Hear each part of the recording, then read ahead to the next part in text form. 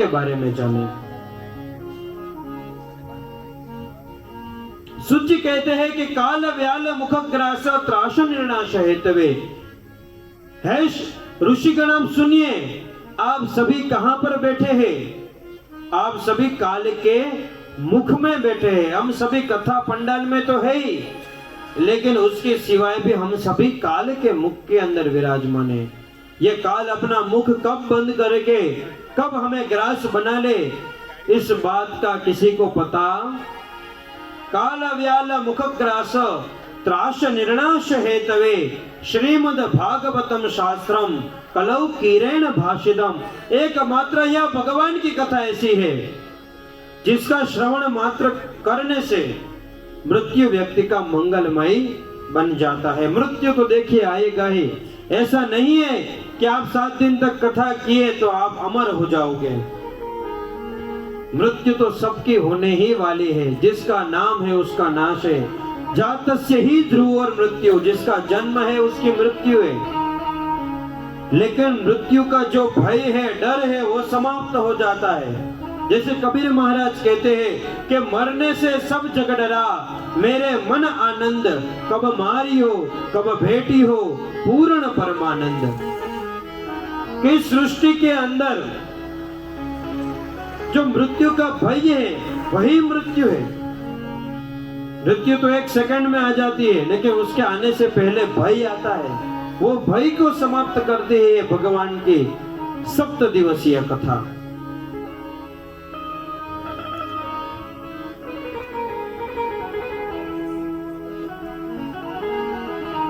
कहते हैं कि एक समय में परीक्षित जी महाराज जब कथा सुन रहे थे, तब देवगण वहां पर आए। देवगण वहां पर आए और अपने हाथ में लेकर आए अमृत कुंभ। क्या लेकर आए? अमृत कुंभ। और परीक्षित से कहा कि हे परीक्षित, ये अमृत कुंभ है, इसमें से तुम अमृत पी लो और ये कथा अमृत हमें दे दो। सौदा करने के लिए आए थे। क्या कहा? ये अमृत ले लो और ये कथा अमृत हमें दे दो।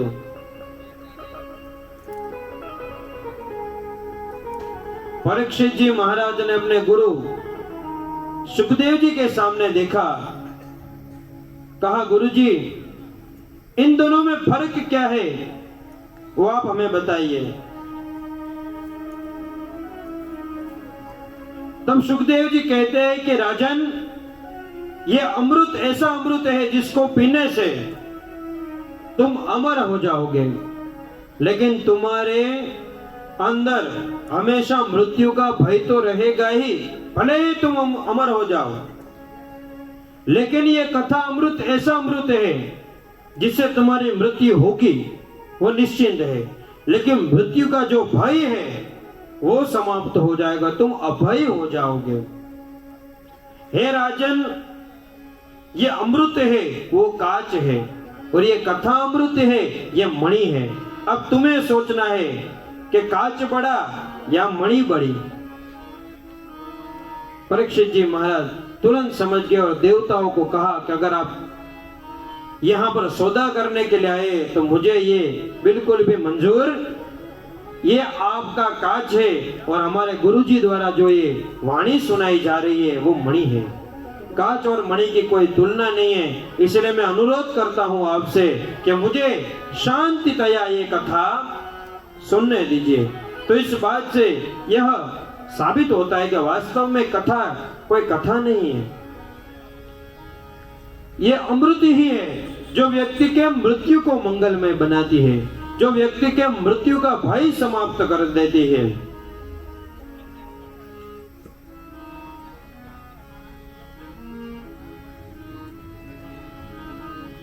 एक समय में ब्रह्मा जी ने स्वर्ग लोक के अंदर तुला यानी के तराजू रखा, जिसमें एक तरफ भगवान की कथा रखी और एक तरफ अखिल ब्रह्मांड का जितना भी सुख है वो सब कुछ रख दिया। लेकिन जिस जगह पर भगवान की कथा थी वो कथा का पलड़ू जरा सा भी नहीं हिला, झुका है नहीं। तब ब्रह्मा जी के मन के अंदर आश्चर्य होगा, कैसी ये कथा?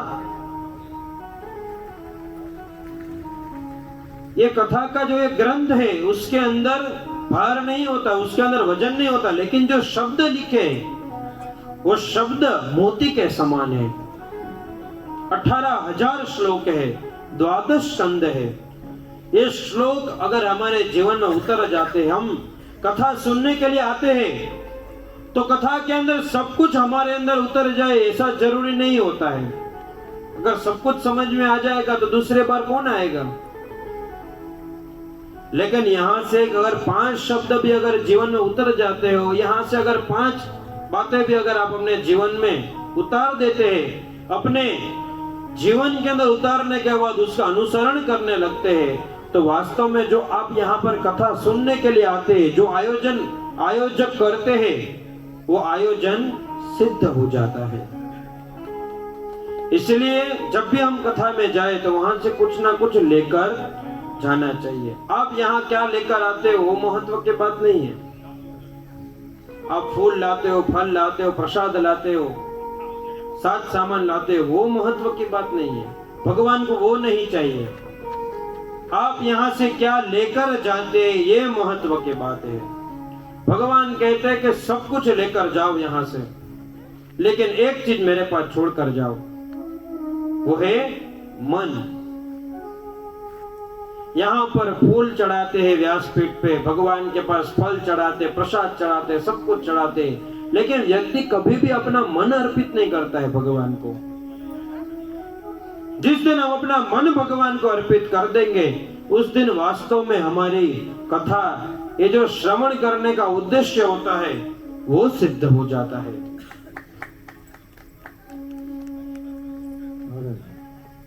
और दूसरी बात कि जो ताली है वो फ्री में बजती है, उसमें कोई शुल्क नहीं लगता है, ना जीएसटी लगता है, ना इसमें कोई चार्ज है।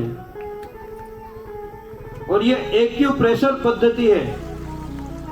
ताली बजाने से हमारे शरीर के अंदर जितना भी खून होता है ना, वो घूमने लगता है स्पीड से। इसलिए ताली बजानी चाहिए और समय समय पर भगवान के नाम का जयघोष भी करना चाहिए, जैसे आलस दूर हो जाए और स्फूर्ति आ जाए। और मुझे लगता है थोड़ी सी स्फूर्ति की जरूरत है आप सभी को, इसीलिए हाँ, थोड़ी सी ताली अपने लिए बजाओ भाई। जब आप अपनी कदर करने लगोगे तो भगवान की कदर करना ऑटोमेटिक सीख जाओगे। अपना मूल्य पहचानो। भगवान की कथा में आने के लिए क्या लगता है? आपको ये लगता होगा कि गाड़ी चाहिए, घोड़ा चाहिए, पहुंच जाओगे। अरे भाई, ऐसा नहीं होता है। यहां आने के लिए सबसे बड़ी बात जगन्नाथ भगवान की परमिशन चाहिए। अगर वो बुलाएंगे तो आ पाएंगे।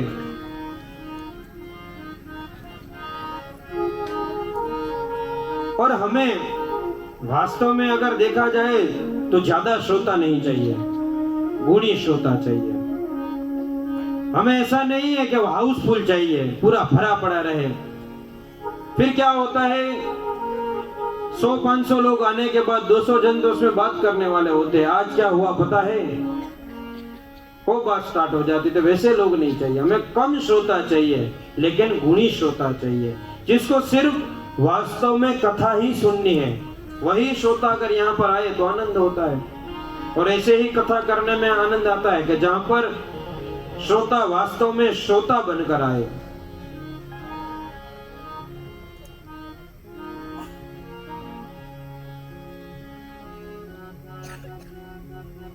तो इस प्रकार के संवाद के बाद शौनकादि ऋषि सूची महाराज से पूछते हैं कि ऐसी कोई कथा आप जानते हैं? अगर आप जानते हैं तो कृपा करके आप हमें बताइए।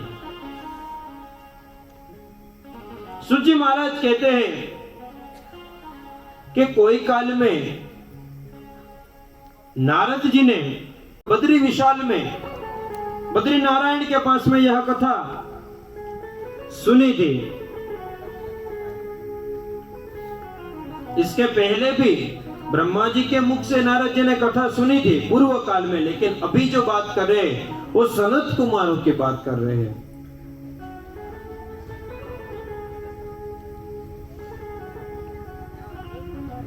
एक समय की बात है, बद्री विशाल में सत्संग की इच्छा से ब्रह्मा जी के 4 पुत्र सनत, सनातन, सनंदन और सनत कुमार,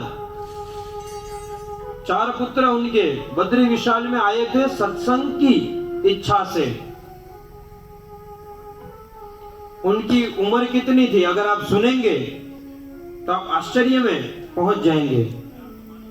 उनकी उम्र थी मात्र 5 वर्ष। कितनी? आज के बच्चे 5 वर्ष की उम्र में हो कितना ही जानते हैं। बच्चे की छोड़िए, हम सभी जितने भी श्रोता बैठे हैं उन सभी को मैं प्रश्न करता हूं, क्या हम धर्म के बारे में क्या जानते हैं? हमारे पुराण कितने हैं अगर ये किसी से पूछ लिया जाए तो गूगल में ढूंढने लगते हैं। वेद कितने हैं, उपनिषद कितने हैं, हमारा गोत्र कौन सा है, हमारे कुल देवी कौन है, हमारे कुल देवता कौन है। अगर हमारे पूर्वजों के नाम पूछने जाए तो 5 पीढ़ी से नाम आगे किसी को याद नहीं होगा। और यहां पर 5 वर्ष के बालक जो कि सत्संग की बात कर रहे हैं, ये सब संभव होता है माता और पिता के संस्कार से, कुल परिवार के पुण्यों से यह सब कुछ संभव होता है। ब्रह्मा जी की संतान इसलिए दिव्य है। 5 वर्ष की उम्र में सत्संग की बात, और ये सत्संग भी आसान नहीं होता है सुनने के लिए, इसके लिए भी चाहिए भाग्य। बिनु सत्संग विवेक न होई और राम कृपा बिन सुलभ न सोई। ये सब संभव होता है जब हमारे ऊपर भगवान, पितृ, माता पिता, गुरु और ब्राह्मणों का और संतों का आशीर्वाद होता है, तब जाकर कथा में सत्संग सुनने का अवसर प्राप्त होता है। सत्संग यानी के सत्य का संग।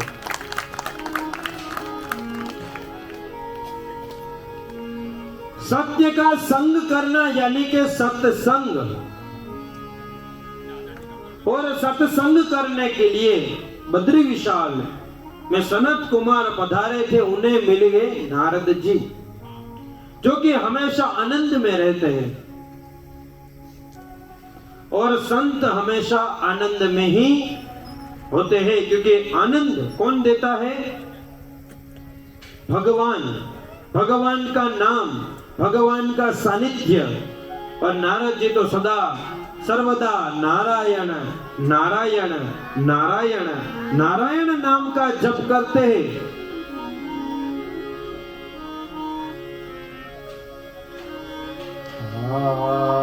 नारायण दीन दयाल ने, नारायण सबको साथ में दयाल ने, यहाँ से गाना है। नारायण दीन दयाल रे भजन राधे गोविंद। नारायण दीन दयाल ने, नारायण दीन दयाल रे भजन राधे गोविंद। भजन राधे गोविंद।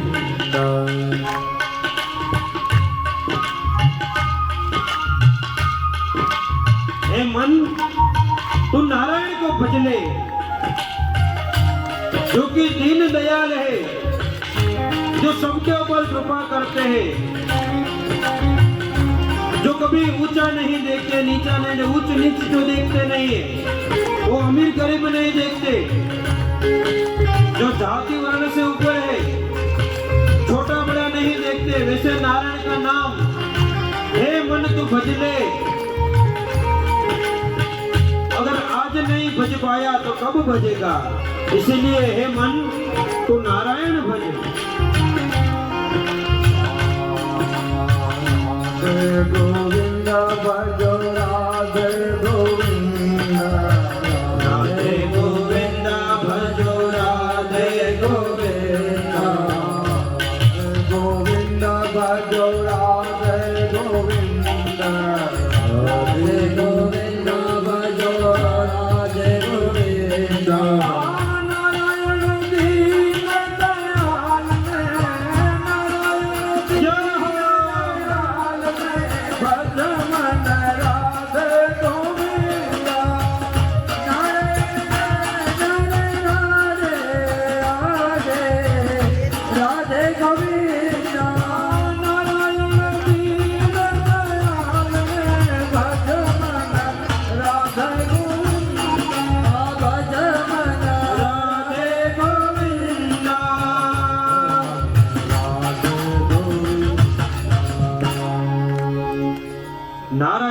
दीन दयाल रे भज मन ना राधे गोविंद।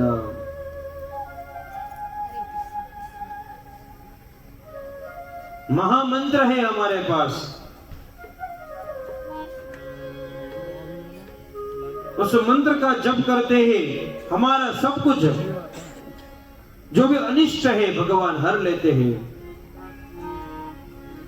जो हम सभी निरंतर सुनते हैं, हरे कृष्णा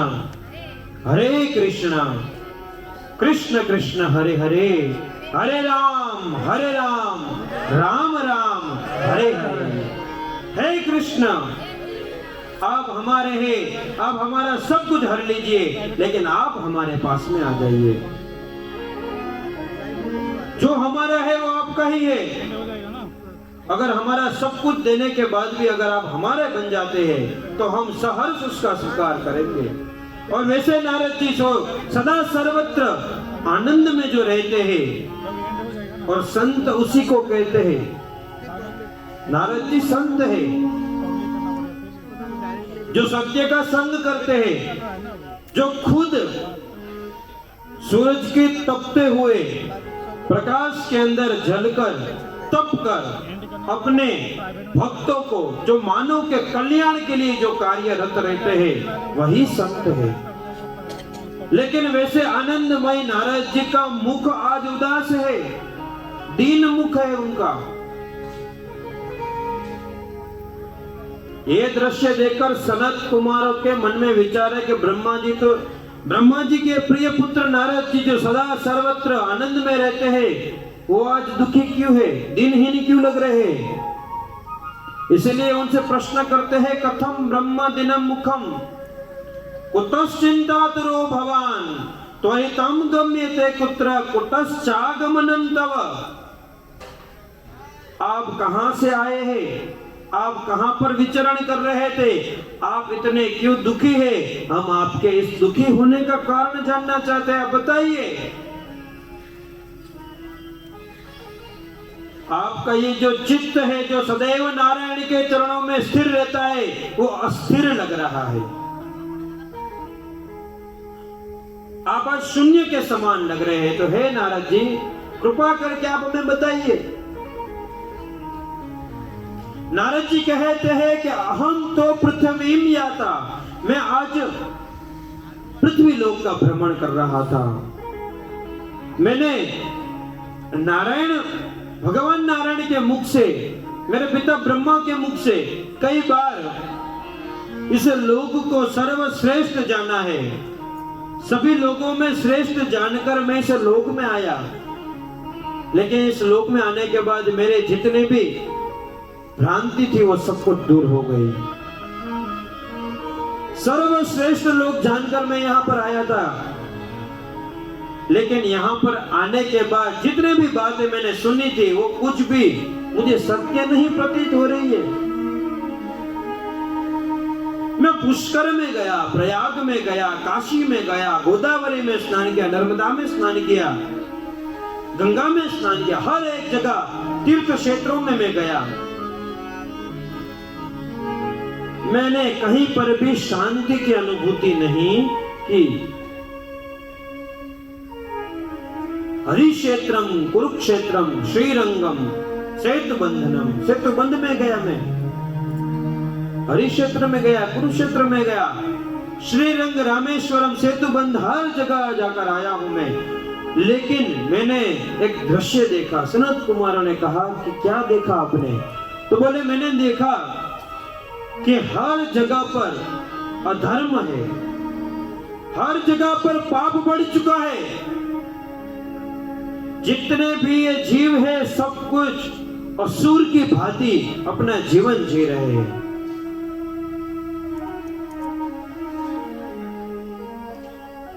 अब कहीं पे भी सत्य नहीं बचा। सत्यम नास्ति तपः शौचम दया दानम न विद्यते उदारणम भरणम जीवा।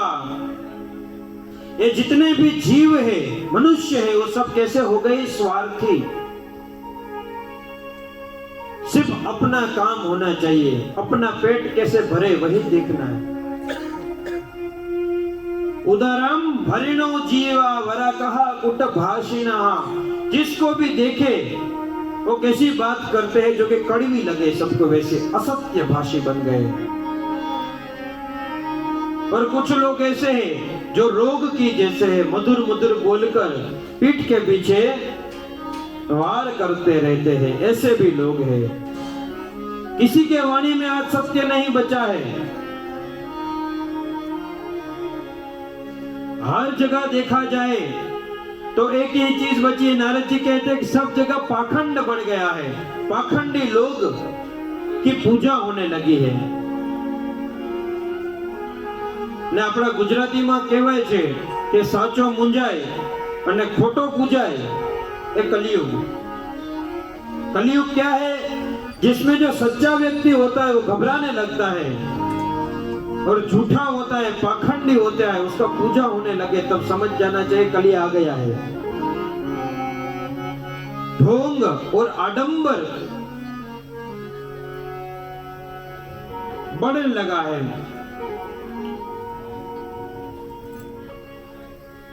नारद जी कहते हैं कि अब इस लोक के अंदर पहले जैसा जो प्रेम मैंने सुना था वो प्रेम नहीं रहा जीवों के प्रति। अब तो सब जीव स्वार्थी बन चुके हैं। तरुणी प्रभुता गे है श्याल को बुद्धिदायी का। अब कैसे जीव बचे हैं कि जिसके घर पर जो बहन है वो रोते रोती जाएगी, घर पे आएगी और रोते रोते जाएगी बहन, और साली हंसती हंसती जाएगी। हाँ, ऐसा मैं नहीं कह रहा हूं, पुराण में लिखा है। तरुणी प्रभुता के है शाल को बुद्धिदायी कहा। संबंध में कौन बचेगा?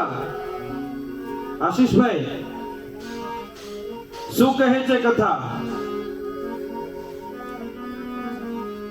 बीच बीच में सब लोग हरे नमः बोलते रहना ताकि लोगों का ध्यान रहे। देखो, मैंने स्टार्टिंग में कहा कि ये जो कथा है उसका उल्टा करेंगे तो क्या बन जाएगा? जोर से बोलो भैया, महाप्रसाद का आयोजन है, ठीक है? प्रसाद लेकर जाना, कोई चिंता नहीं है, घर पे जाके बनाना है, ऐसा कोई चिंता नहीं है। यहाँ से भगवान के नाम का मधुर प्रसाद लेकर जाना है। तो जितना जोर से आप जवाब देंगे, जितना जोर से जय बोलोगे, उतना प्रसाद, महाप्रसाद ले पाएंगे। और भगवान तो तभी आएंगे हमारे सबके हृदय के अंदर जब हमारा हृदय आनंदित होकर भगवान के नाम का उच्चारण करेंगे। भगवान यहाँ तो है ही, साक्षात है भगवान, लेकिन हमारे हृदय के अंदर भगवान को विराजमान करना है। तो अगर भगवान को हृदय कमल के अंदर विराजमान करना है तो प्यारे जोर से जय बोलना पड़ेगा और जवाब भी देना पड़ेगा। और जवाब दो तो भी सोच समझ कर देना, क्योंकि कई बार मैं उल्टा भी क्वेश्चन करूंगा यहाँ से आपको देखने के लिए कि आपका ध्यान कथा में है या यूं ही आप बोल देते हो।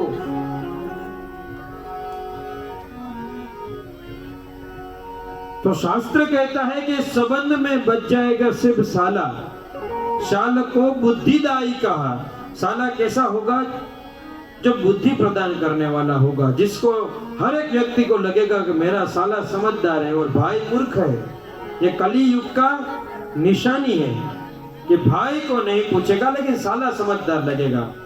कन्या विक्रयणो लोभा दंपति नांच कलकनम। कन्या का विक्रय होगा। और आज के समय में देखा जाए तो विक्रय हो ही रहा है दहेज के रूप में। उस व्यक्ति को वास्तव में भगवान भी खूब आशीर्वाद देते हैं जो इस घोर कलिकाल में भी बिना दहेज, बिना किसी लेन देन के, सिर्फ मात्र और मात्र सुपात्र कन्या के साथ में सहर्ष विवाह करता है। देखिए, सरकार कुछ करे या ना करे, इसके ऊपर प्रतिबंध आए ना आए, ये बात अलग है। कभी आएगा यदा कदा। बहुत सारी जगहों पे चलता है, बहुत सारी जगहों पे बंद हो चुका है। लेकिन अगर हम भगवान के भक्त हैं और भगवान के वास्तव में कथा सुनते हैं और उसको अपने जीवन में अनुसरण करते हैं, तो एक चीज तो यहाँ से सीखनी है, कभी भी दहेज ना तो लेना है ना तो देना है। अगर कुछ देना है तो है संस्कार। अगर जीवन में संस्कार है तो सब कुछ जीवन के अंदर आ जाएगा। अगर संस्कार नहीं है तो सब कुछ होने के बावजूद भी वो समाप्त हो जाएगा। इसलिए कन्या का विक्रय न करना है, न करते हुए देखना है, न ही करवाना है। तो कन्या विक्रयणो लोभा दंपतीनांच कलकनम। लोग कैसे हो जाएंगे? तो लोभी। जो नोट कहीं पर भी नहीं चलती है वो भगवान के मंदिर के आरती में चलती है। टेप मारी हुई दुकानदार 10 जगह से जिसको रिजेक्ट कर देगा, उस व्यक्ति पर्स में संभाल कर रखता है। बोले कहीं पे भी नहीं चलेगा तो कोई बात नहीं, जगन्नाथ भगवान की आरती में रख देंगे। जिसने दुनिया बनाई हम उसे कैसे बना सकते हैं? वो सब कुछ देखता है, आंख बंद होते हुए भी सब कुछ देखता है, इसीलिए वो भगवान है। लोभ करकसर जीवन में करना चाहिए, लोभ जीवन में नहीं करना चाहिए। और भगवान के कार्य में तो कभी भी लोभ होना ही नहीं चाहिए। जो किसी को न चले वो भगवान को। अभी दीपावली आई तो हम सभी कितने कितने अच्छे पोशाक लेकर आए अपने लिए। 2000 वाले, 5000 वाले, 10,000 वाले। लेकिन भगवान के लिए अगर हम पोशाक लेने जाए तो फिर हम सबसे पहले भाव पूछते हैं कि भाई कितने रुपए वाला मीटर है ये वस्त्र, ज्यादा महंगा मत देना, पूजा के लिए ही चाहिए।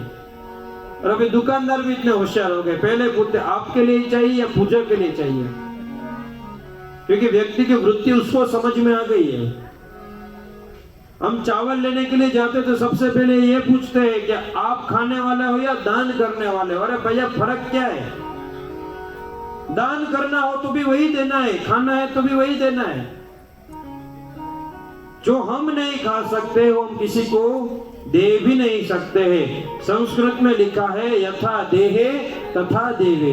जो हम अपने आप को दे सकते हैं वही भगवान को देना चाहिए। क्यों देना चाहिए? क्योंकि हम भगवान को पूजा के अंत में ये कहते हैं कि भगवान जैसे चीजें मैंने आपको अर्पण किए वैसा ही सुमधुर फल हमारे जीवन में आप अर्पण करना। अगर 20 रुपए वाला किलो चावल चढ़ाया है तो भगवान भी कैसा देगा? ना चाहते हुए भी 20 वाला ही देगा, क्योंकि आपने ही तो मांगा है कि जैसे मैंने आपको दिया है वैसा ही आप मुझे देना। इसलिए 100 ग्राम दो लेकिन जीवन में अच्छा दो, लोभ मत करो। क्योंकि लोभ है वो पाप को लेकर आता है, और पाप एक बार आ गया तो अपनी पूरी टीम को लेकर आया, और अगर टीम आ गई तो भगवान आपसे दूर हो जाएंगे। तो लोभ। और दंपति नांच कलकनम, पति पत्नी में क्या शेष रहेगा? तो बोले कलेश, झगड़ा।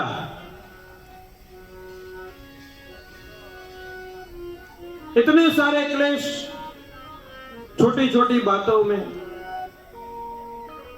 पहले के समय में ऐसा समय था कि जब अगर पति पत्नी से कहे कि मुझे आपकी जरूरत नहीं है, तो पत्नी कहती थी कि अगर आपको मेरी जरूरत नहीं है तो कोई बात नहीं, मुझे आपकी है। आज समय ऐसा आ गया कि अगर एक व्यक्ति कहे कि मुझे आपकी आवश्यकता नहीं है तो दूसरा वाला कहे मुझे आपकी बिल्कुल भी नहीं है। अगर आपको मेरी नहीं है तो मुझे तो आपकी बिल्कुल है ही नहीं, मैं तो यही सुनना चाहता था। ऐसा समय आ गया, तो ऐसा नहीं होना चाहिए। अगर ऐसा दाम्पत्य जीवन रहेगा तो हम भगवान के आने की उम्मीद कैसे कर सकते हैं? हमारे ऐसे दाम्पत्य जीवन में भगवान कैसे आएंगे? भगवान का अंश कैसे आएगा? अगर आपको संतान भगवत भक्तिमय और भगवान के स्वरूप जैसी संतान चाहिए, निर्मल संतान चाहिए, अच्छी संतान चाहिए, तो आपका जीवन भी श्रेष्ठ होना चाहिए। कली काल के ये सब कुछ इस प्रकार के लक्षण बताए हैं कि जहां पर सत्य नहीं रहेगा, असत्य रहेगा, जहां पर कली अपना मित्र, उन कली का सबसे बड़ा मित्र है झूठ और अधर्म, जो कि आज हर जगह फैल चुका है। और उन सबसे दूर होने के लिए हमारे पास एक ही साधन है। जानना चाहेंगे वो साधन क्या है? पहली बात तो कली से बचना किसको है, यहां से किसको बचना है? जिसको बचना है उसको हाथ ऊपर करना पड़ेगा। काफी लोगों को नहीं बचना है। कली से बचना है तो भगवान का नाम जपना है। कौन सा नाम? जप ले हरि का नाम मनवा, इसके नाम से बन जाएंगे तेरे बिगड़े काम। तो जो भी काम आपके अटके हुए हैं, अगर वो पार लगाने हैं तो यहाँ से प्रेम भाव से भगवान का नाम तो जपना ही पड़ेगा।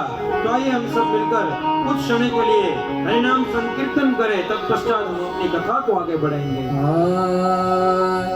जप ले हरि का नाम मनवा, जप ले हरि का नाम, और जप ले हरि का नाम मनवा, जप ले हरि का नाम, जप ले हरि का नाम मनवा, जप ले हरि का नाम, जप ले हरि का नाम मनवा, जप ले हरि का नाम, उसके नाम से बन जाएंगे, उसके नाम से बन जाएंगे तेरे बिगड़े काम मनवा, जप ले हरि का नाम, जप ले हरि का नाम मनवा, तो जप ले हरि का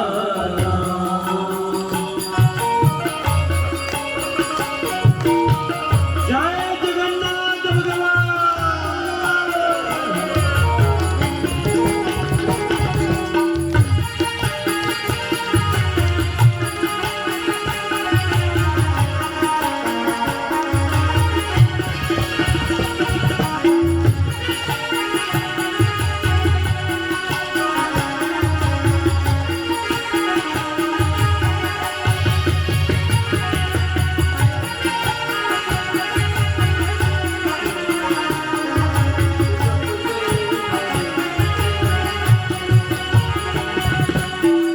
नाम तवो धन है जो निर्धन को धनवान बना दे, नाम तवो धन है जो निर्धन को धनवान बना दे, नाम ही नर को नारायण के एक पहचान करा दे, नाम ही नर को नारायण के एक पहचान करा दे, एक पहचान करा दे, मतलब एक है राम कहे तो, मतलब एक है राम कहे तो, या पहले जगन्नाथ रे मनवा, जप ले हरि का नाम, जप ले हरि का नाम मनवा, जप ले हरि का नाम।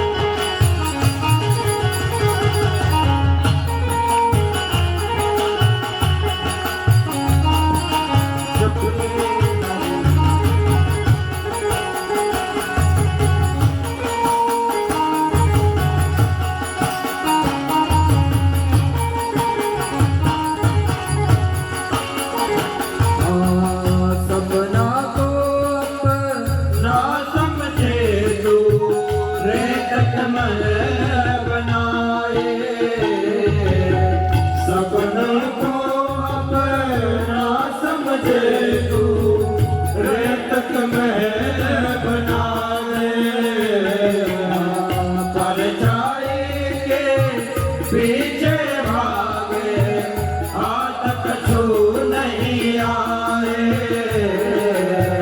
परछाई के पीछे भागे हाथ कछु नहीं आए हाथ कछु नहीं आए नाम के पेड़ की छाव तले तू नाम के पेड़ की छाव तले तू कर ले कुछ भी शराब मनवा जप ले हरि का नाम हो जप ले हरि का नाम रे मनवा जप ले हरि का नाम हरे कृष्णा कृष्णा कृष्णा हरे हरे हरे कृष्णा दोनों हाथ दिखाते हुए प्रेम से हरे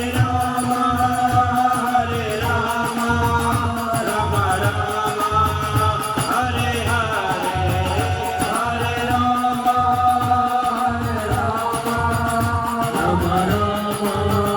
हरे हरे कृष्णा कृष्णा हरे कृष्णा कृष्णा कृष्णा हरे कृष्णा हरे हरे हरे कृष्णा कृष्णा कृष्णा हरे हरे हरे राम राम राम हरे राम राम राम हरे राम राम राम हरे हरे हरे राम राम राम हरे राम राम राम हरे राम राम हरे हरे बोलो जय जगन्नाथ बोलो जय जगन्नाथ बोलो जय जगन्नाथ बोलो जय जगन्नाथ बोलो जय जगन्नाथ बोलो जय जगन्नाथ बोलो जय जगन्नाथ बोलो जय जगन्नाथ जो है नाथों के नाथ मेरे जय जगन्नाथ जो है नाथों के नाथ मेरे जय जगन्नाथ जो है नाथों के नाथ मेरे जय जगन्नाथ बोले नाथों के नाथ बोलो जय जगन्नाथ बोलो जय जगन्नाथ बोले नाथों के नाथ बोलो जय जगन्नाथ हरे राम राम राम हरे हरे हरे कृष्णा कृष्णा कृष्णा हरे हरे हरे कृष्णा हरे हरे हरे कृष्णा हरे हरे प्रेम से बोलिए जगन्नाथ भगवान की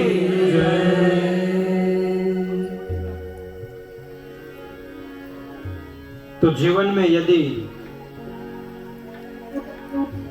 व्यथा को समाप्त करना है तो जप ले हरि का नाम मनवा जप ले हरि का नाम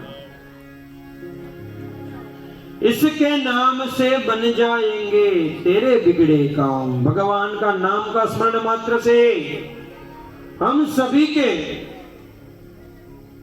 जितने भी अनसुलझे कार्य है जितनी भी पहेलियां है जीवन की सब कुछ सुलझ जाती है। ये जीवन क्या है बहुत कम शब्दों में इस भजन के मात्र से वर्णित किया गया है कि सपने को अपना समझे तू रेत के महल बनाए। आप सभी कभी दरिया के किनारे पे तो गए होंगे, दरिया के पास तो गए होंगे ना सभी कभी ना कभी, तो उसमें देखा होगा आप सभी ने कि छोटे छोटे बच्चे वहां पर कैसे और रेती जो बालू होती है उससे घर बनाते हैं, कुछ लोग वहां पर नाम लिखते हैं। बड़े बड़े महल भी अगर हम बना दें तो जो दरिया का पानी होता है वो पानी आता है और सब कुछ एक साथ में अपने साथ में समेट कर लेकर चला जाता है। वैसा ही हमारा जीवन है, सपने को अपना समझे तू रेत के महल बनाए रे, परछाई के पीछे भागे और हाथ कछु नहीं आए। हम वैसी सभी चीजों के पीछे भागते हैं जो हमारे मृत्यु पर्यंत हमारे साथ में आने ही नहीं वाली है। धन दौलत माया घर पुत्र परिवार ये सब कुछ तो यही छूटने वाला है। जो साथ में आने वाला है वो तो है हमारे कर्म, चाहे अच्छे हो चाहे बुरे हो, और लिया हुआ भगवान का नाम।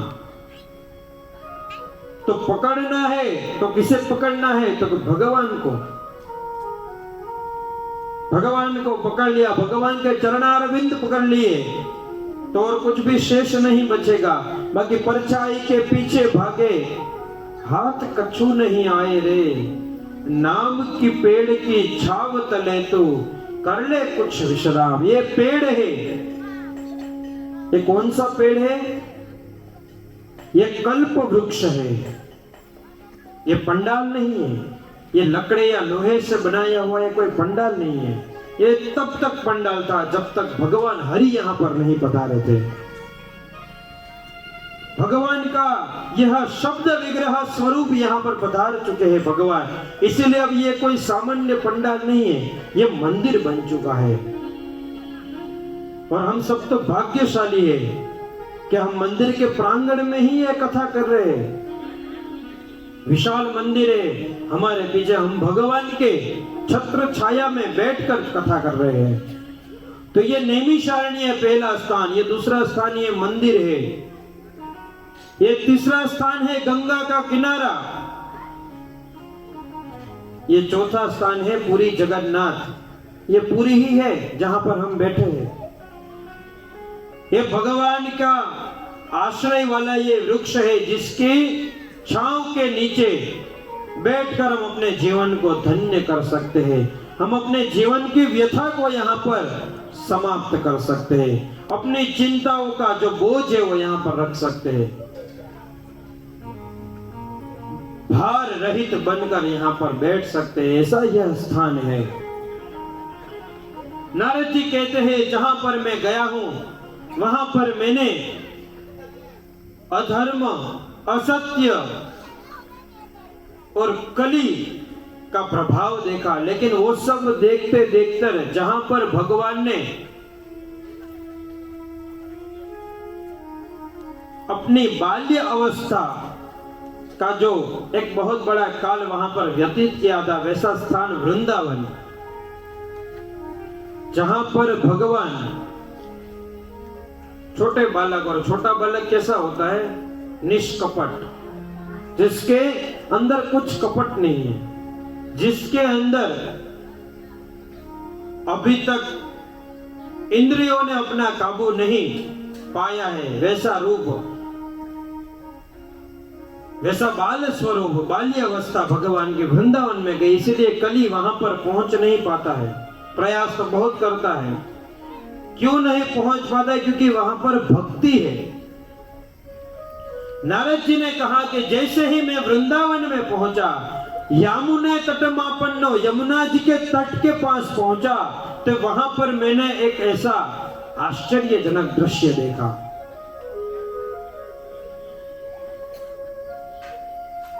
एक सुंदर युवान स्त्री दीनता के सिंहासन के ऊपर आरूढ़ होकर विराजमान थे, और उनके ऊपर, उनके आसपास बहुत सारी सखियां वहां पर उनकी चरण सेवा कर रहे थे।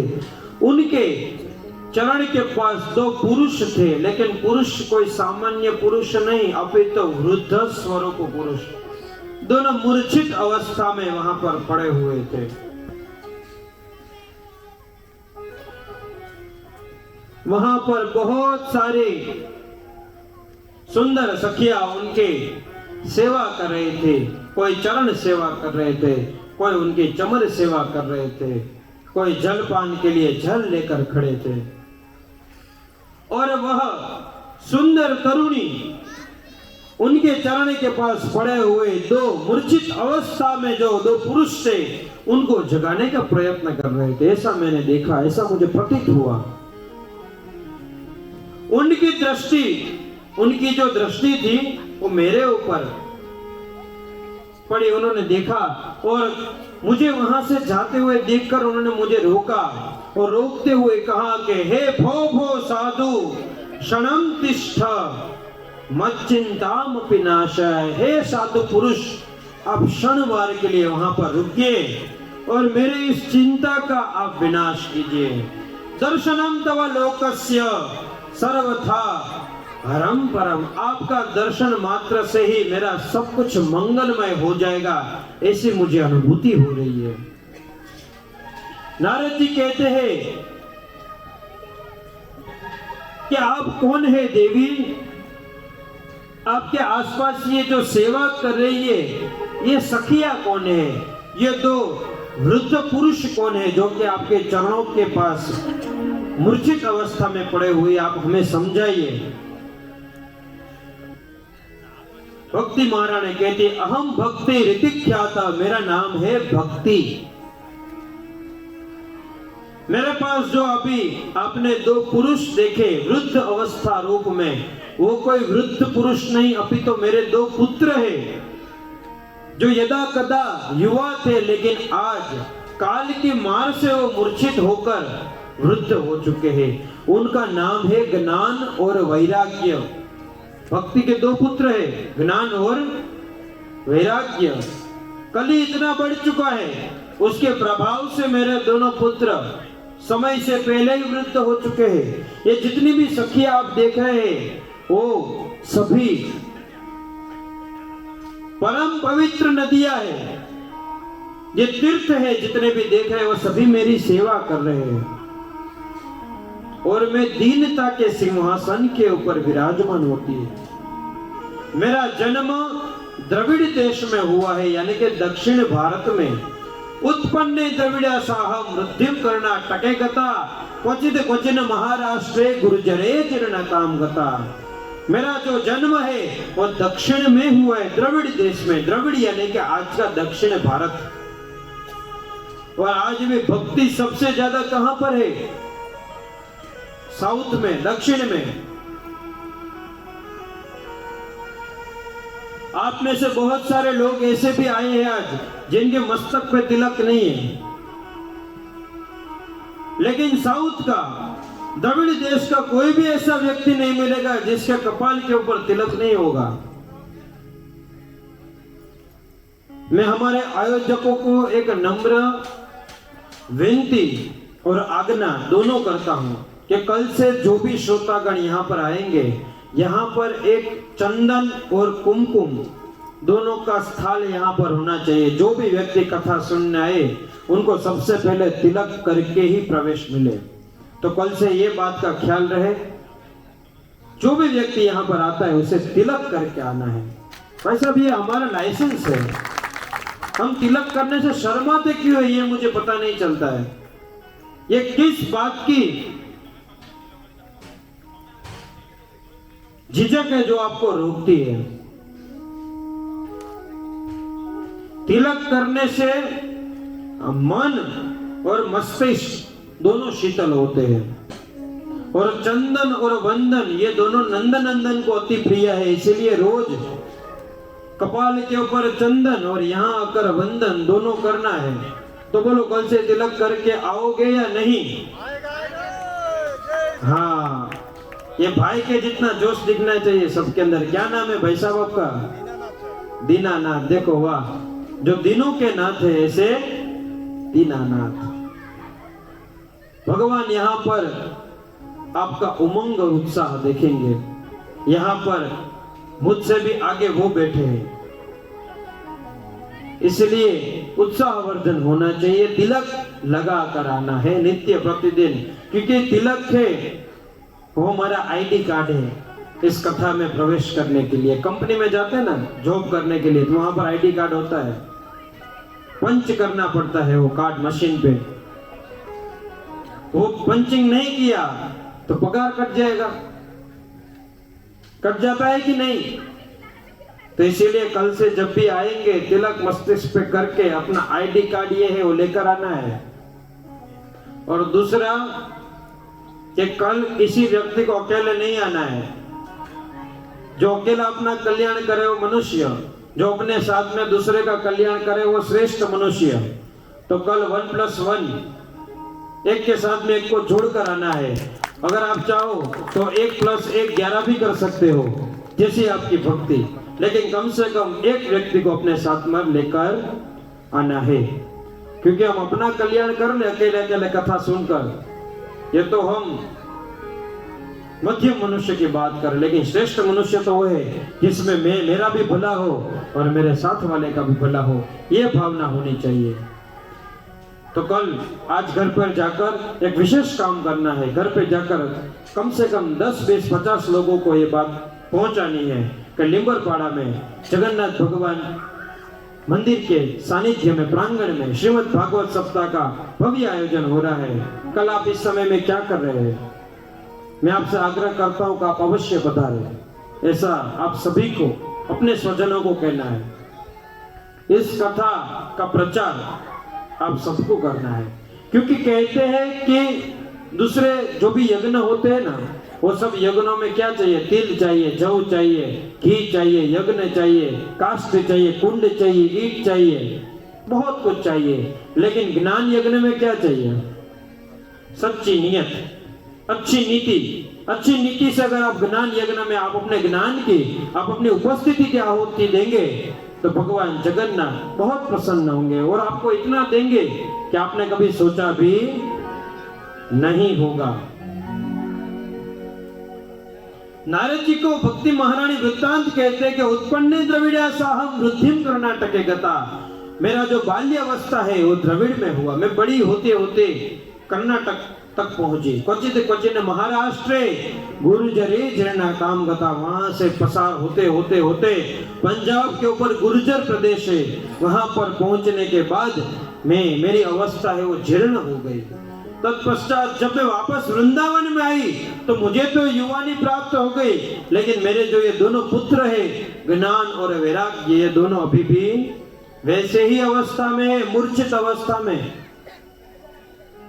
मुझे आपके ऊपर अटूट विश्वास है कि हे स्वामी आप कुछ कीजिए। आप तो देवर्षि है, आप प्रयास कीजिए। तब नारद जी वहां पर जाके वेद और वेदांत का घोष करते हैं, उपनिषद का घोष करते हैं। वेद वेदांत का श्रवण करने से दोनों जाग जाते हैं, लेकिन थोड़े ही समय के बाद वापस सो जाते हैं, मूर्छित हो जाते हैं। नारद जी ने बहुत प्रयास किए, लेकिन प्रयास करने के बाद निष्कर्ष एक ही निकलता था, जगते थे और सो जाते थे। हमारे जैसे हम भी कैसे लोग हैं तो कि जगते हैं धर्म की बात सुनकर, लेकिन फिर कौन सो जाते हैं। मैं नहीं करूंगा तो कोई और तो कर ही लेगा, ये भावना ही हमें कहीं ना कहीं समाप्त करती है। बहुत अच्छी बात है। देखिए जो हमने कहा उसका अनुसरण अभी से करना प्रारंभ हो गया। जोरदार तालियां बजाइए।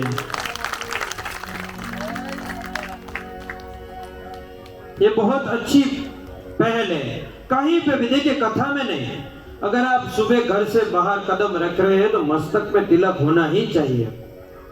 तिलक करने के 3 फायदे हैं। बिना फायदे के तो हम कुछ करेंगे नहीं, इसलिए फायदा पहले बता देता हूं आपको।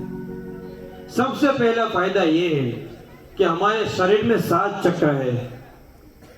जो ऑपरेटिंग सिस्टम भगवान ने बनाई ना, यहाँ पर बनाई है, सब कुछ यहाँ से ऑपरेट होता है। यहाँ पर चंदन करने से हमारा मस्तिष्क शीतल रहता है, पहला फायदा। दूसरा कि हम आस्तिक कहलाएंगे। अगर तिलक वाला व्यक्ति तिलक वाले को देखता है तो उसका काम फटोफट हो जाता है, लाइन में नहीं लगना पड़ेगा। ये हमारा आईडी कार्ड है, मैच हो जाएगा एक दूसरे से कि ये भी हमारी तरह सनातनी है। और तीसरा फायदा, क्रोध नहीं आएगा। आज सबसे ज्यादा समस्या लोगों को वही है, गुस्सा। छोटी छोटी बातों में क्रोध। 5-5 वर्ष के बालकों को क्रोध आ जाता है। क्यों आता है? इसीलिए आता है। सुबह उठ के खुद तिलक करो, दूसरों को तिलक को लगाने की प्रेरणा करो। सुबह उठ के हनुमान चालीसा का पाठ करो।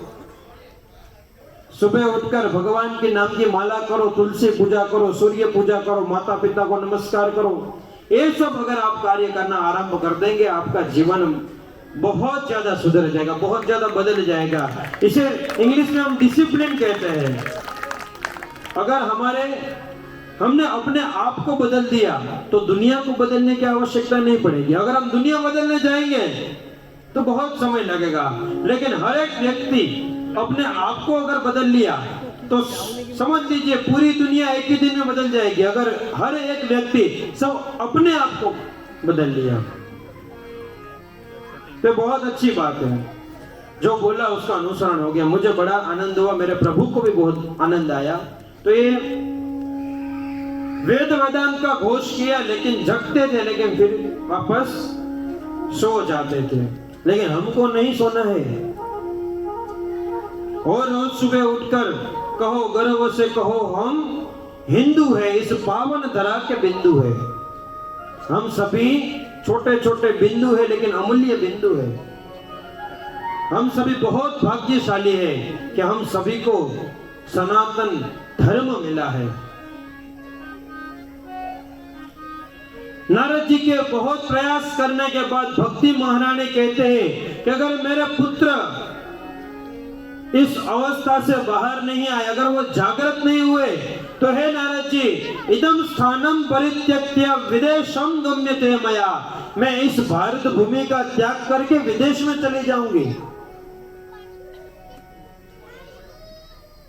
तो अगर इस विदेश की भूमि से बचना है, भक्ति महारानी को रोकना है अगर उनको जाने से, तो उनको क्या करना पड़ेगा? भगवान का नाम लेना पड़ेगा। ऐसी सुंदर कथा का आयोजन करना पड़ेगा। आयोजन करने के बाद कथा सुनने आना पड़ेगा, क्योंकि कथा का आयोजन इसीलिए होता है ताकि ज्यादा से ज्यादा लोगों के जीवन में कल्याण आ सके, भक्ति आ सके।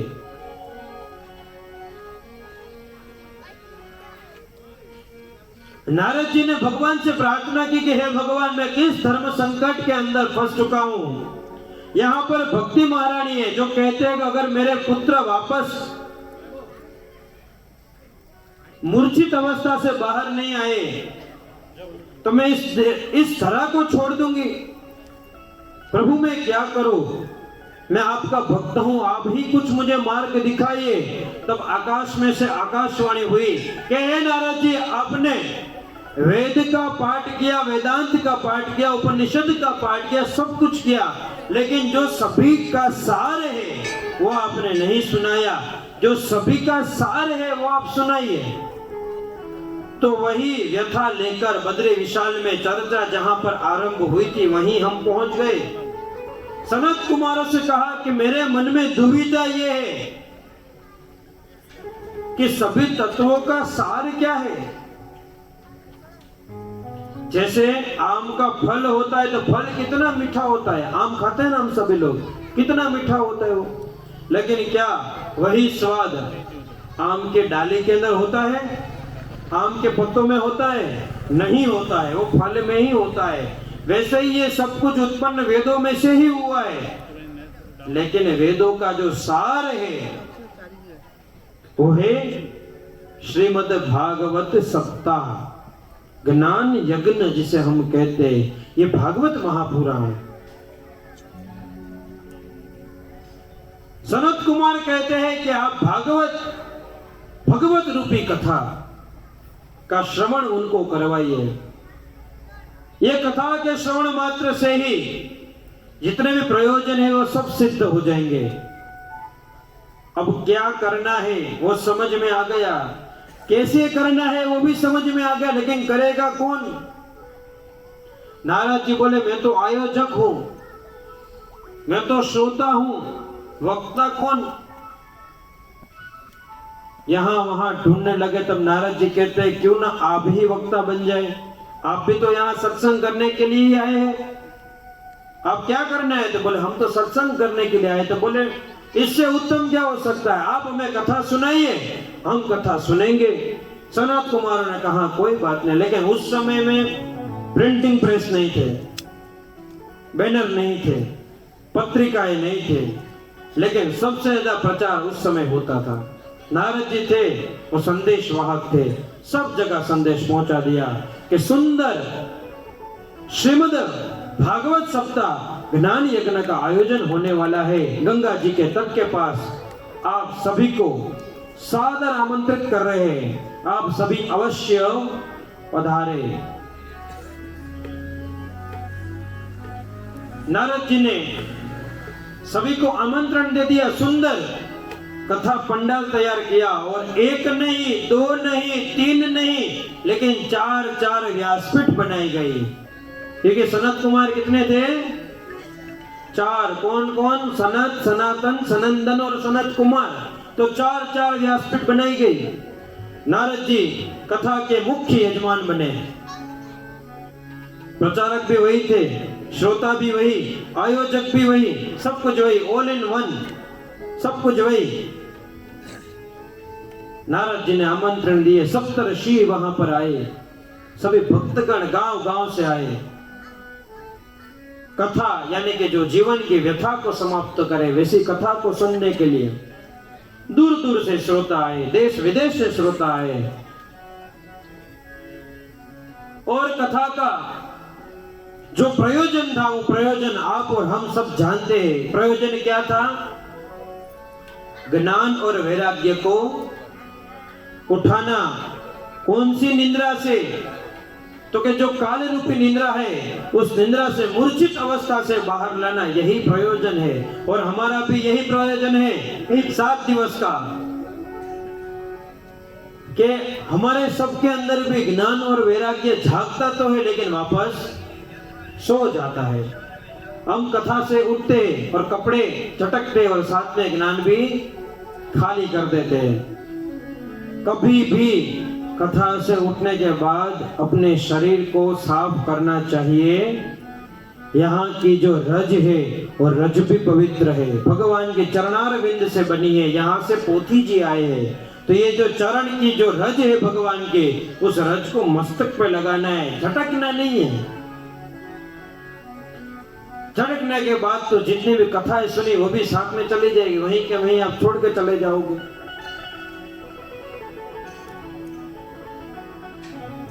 और कथा का आरंभ हुआ जैसे ही मंगलाचरण, मंगल आचरण इति मंगलाचरण, मंगल आचरण करना। आचरण कैसा होना चाहिए? हमारे सबका मंगल।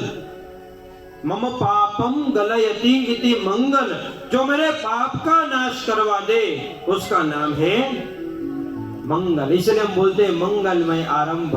मंगलमय आरंभ करने से हमारे सबके जीवन के जितने भी पाप है, मम पापम गलयति इति मंगलम, जो मेरे पापों को नाश कर दे, जो मेरे पाप को समाप्त कर दे। जैसे हम दूध में शक्कर डालते हैं तो शक्कर घुल जाती है, मिश्रित हो जाती है, वैसे ही हमारा जो पाप है, वो पाप है, ऐसी मंगलमय कथा में आने के बाद वो पाप अदृश्य हो जाता है, समाप्त हो जाता है।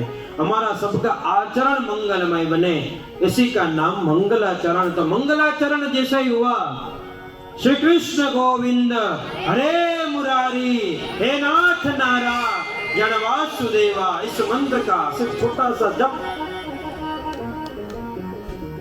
सिंह गर्जना हुई, जिहवे पिबस्वामृतमेतदेव गोविंद दामोदर माधवेति। हरे कृष्ण कृष्ण कृष्ण हरे हरे, हरे राम राम राम हरे हरे। सिर्फ इतना सा उच्चारण हुआ। पहला श्लोक भी अगर अभी तक तो बोला भी नहीं था, सच्चिदानंद रूपाय, इस श्लोक का तो उच्चारण भी नहीं हुआ था। श्री कृष्ण गोविंद हरे मुरारी, हे नाथ नारायण वासुदेवा, हे नाथ। मंगल आचरण से ही, मंगलाचरण के श्रवण मात्र से ही सबका कल्याण हुआ, सब आनंद से झूमने लगे। लेकिन सबसे ज्यादा जो आनंद के साथ में वहां पर उपस्थित हुई वो और कोई नहीं अपितु स्वयं भक्ति महारानी के आगमन हुआ है वहां पर। और अकेले नहीं आए, कथा के मंगल आचरण से, मंगलाचरण से, मंगल स्तुति गायन से उनके दोनों जो पुत्र ज्ञान और वैराग्य जो मूर्छित अवस्था में थे, वो दोनों अब युवा बन चुके हैं। युवा बनकर भगवान के नाम का उद्घोष करते करते वहां पर जहां पर दिव्य कथा आरंभ हुई थी, वहां पर पहुंच गए। भक्ति और महारानी हाथ में करताल लेकर भगवान का नाम का संकीर्तन करते हुए भक्ति महारानी सभी तीर्थ ललित आदि जो भी सखियां थी जो उनकी सेवा कर रहे थे वो सभी सखी वहां पर आए। उनके 2 युवा पुत्र ज्ञान और वैराग्य वहां पर आरंभ आए और स्तुति कर रहे हैं। गोविंद हरे मुरारी नाथ नारायण वासुदेव। दोनों हाथ को उठा देंगे प्रेम से।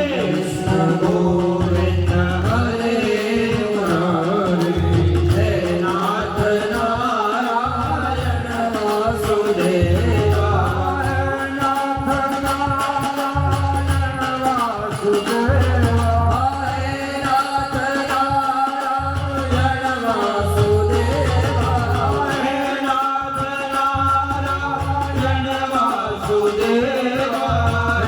नाथ नारायण वासुदेव। नाथ नारायण वासुदेव। हे नाथ नारायण वासुदेव। कृष्ण गोविंद हरे मुरारी हे नाथ नारायण वासुदेव। श्री कृष्ण गोविंद हरे मुरारी हे नाथ नारायण वासुदेव।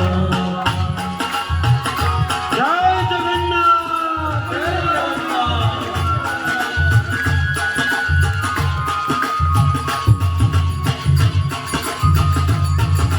जय हो, जय हो।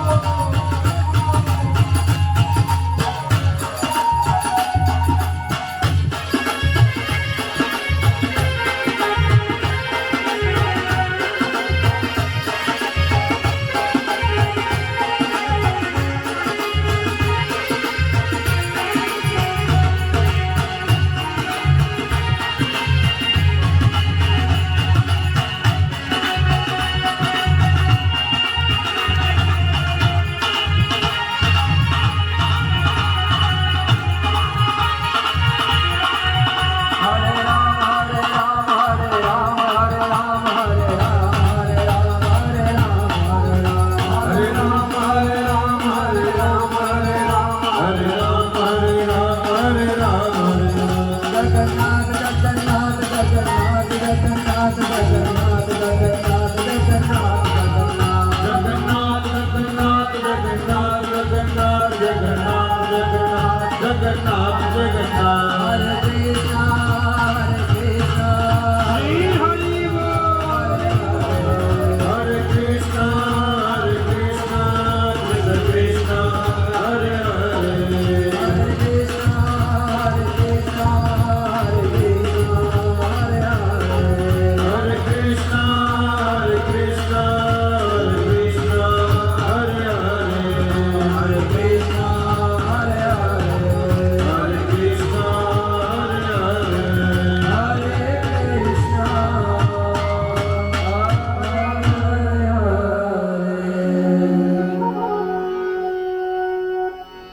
आनंद और उत्साह के साथ में अपने दोनों पुत्र ज्ञान और वैराग्य को अपने साथ में लेकर भक्ति महारानी नृत्य करते हुए भगवान के नाम का संकीर्तन करते हुए झूमते झूमते वहां पर पहुंचे। नारद जी और सनत कुमार से कहा कि हम यहाँ पर पधार तो चुके हैं लेकिन हम विराजमान कहां पर हो, हमें स्थान बताइए।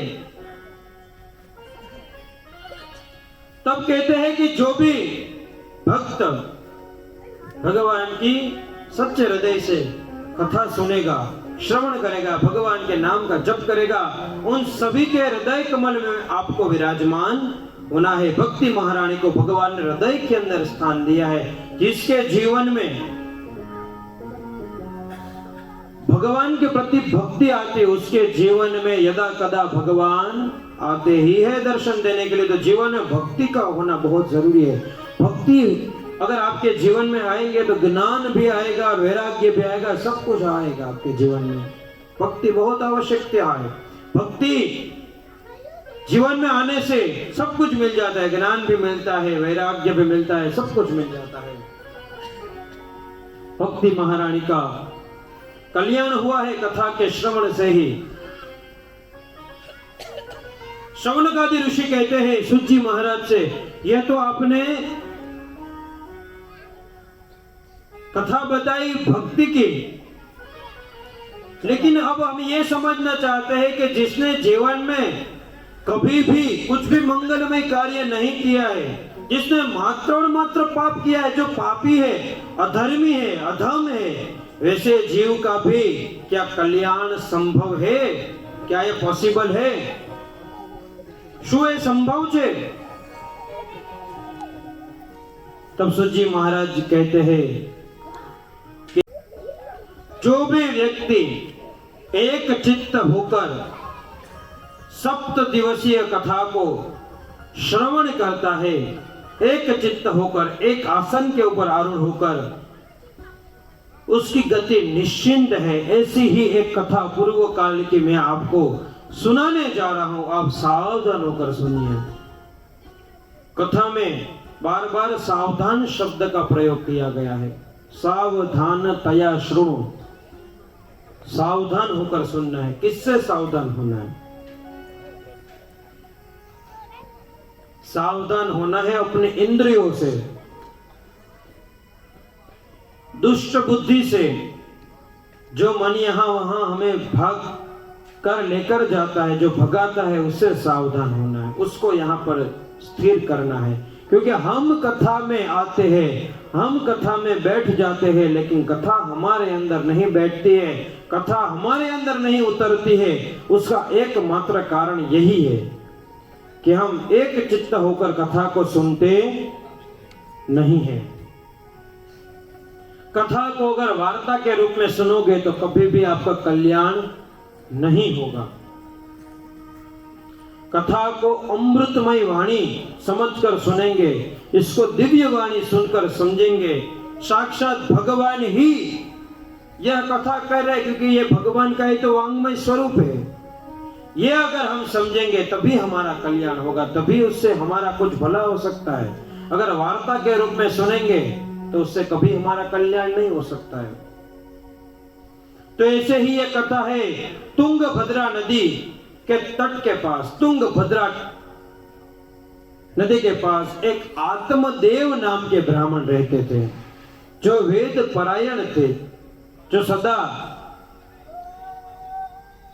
भगवान की पूजा करते थे, जिनको वेद और शास्त्र का ज्ञान था, जो भगवत कर्म में निपुण थे।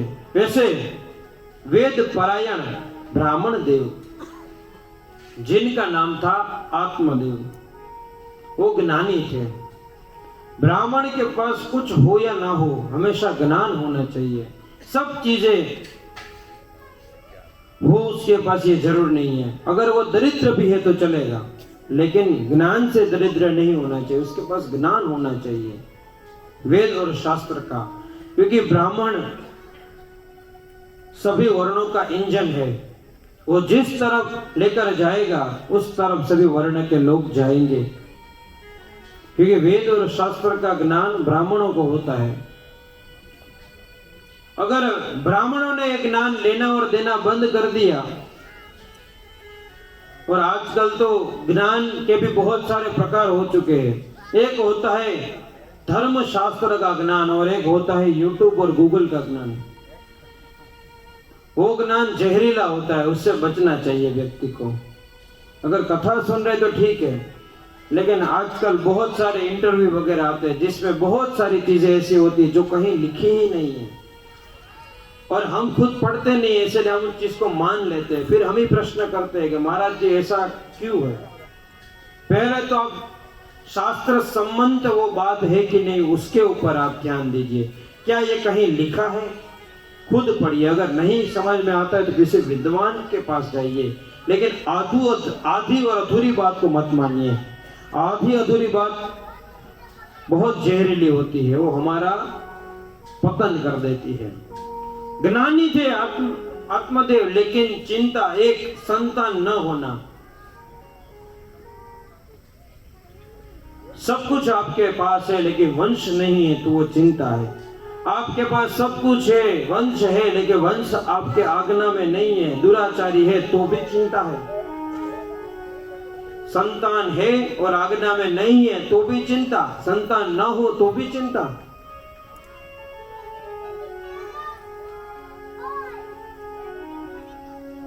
इस सृष्टि में सुखी वही है जिसने भगवत नाम आश्रय ले लिया है और जिसने अपने मन को मना लिया, जिसने संतोष मान लिया, वही सुखी है। बाकी इस दुनिया में कोई भी सुखी नहीं है।